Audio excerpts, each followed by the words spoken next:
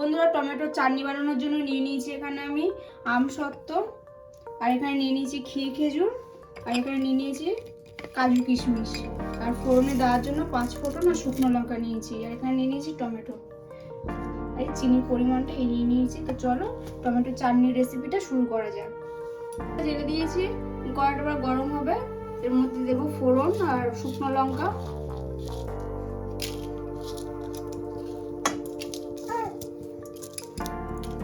দিয়ে এটাকে একটু ভাজা ভাজা করবো হালকা করে। এবার দিয়ে দেবো 5 ফোড়ন, দিয়ে আবারও 1 মিনিটের জন্য নাড়াচাড়া করে দেব। এটাকে আমি হালকা করে নাড়াচাড়া করে একটু ভেজে নিয়েছি লাল লাল করে, যেহেতু এটা গুঁড়ো মশলা বানাবো বলে। তাতে এবার পরিমাণ মতন তেল দিয়ে দেবো, আমি এখানে সর্ষের তেল ব্যবহার করেছি। তেলটা এবার গরম হবে, আমার এখানে গরম হয়ে গেছে। এবার আমি ফোড়নে দেব কয়েকটা শুকনো লঙ্কা আর 5 ফোড়ন দিয়ে এটাকে এবার একটু হালকা করে নাড়াচাড়া করে নেব। হালকা করে ভাজা হয়ে গেছে, এবার দিয়ে দেবো টমেটো,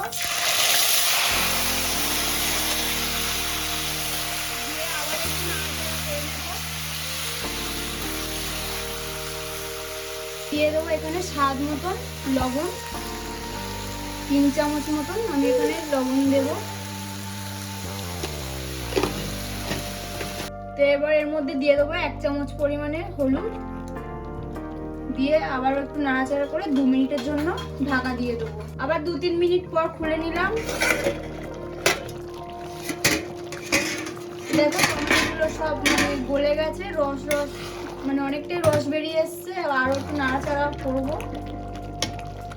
এবার একে একে দিয়ে দেব ক্ষীর খেজুর,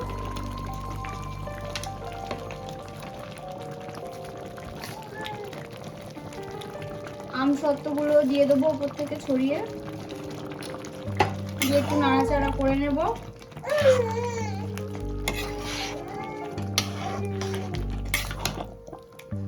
দিয়ে দেবো স্বাদ মতন চিনি, তো চিনিটা আমি উপর থেকে এরকম ভাবে ছড়িয়ে দিচ্ছি, দিয়ে আবারও আস্তে করে 1 মিনিটের জন্য একটু নাড়াচাড়া করে নেব।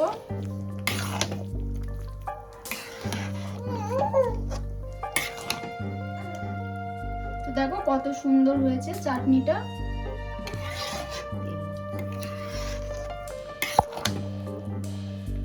তো এই চাটনিটা এবার 5-10 মিনিটের জন্য একটু ফুটবে।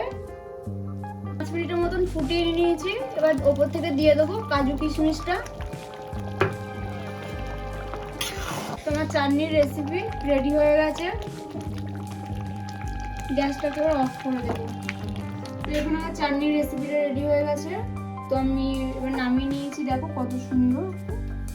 তো ওপর থেকে একটা মশলা ছড়িয়ে দিয়েছি, ওই 5 ফোড়ন আর শুকনো লঙ্কা যে মশলাটা বানিয়ে রেখেছিলাম, ওই মশলাটা ওপর থেকে আমি দিয়ে দিয়েছি ছড়িয়ে অল্প করে।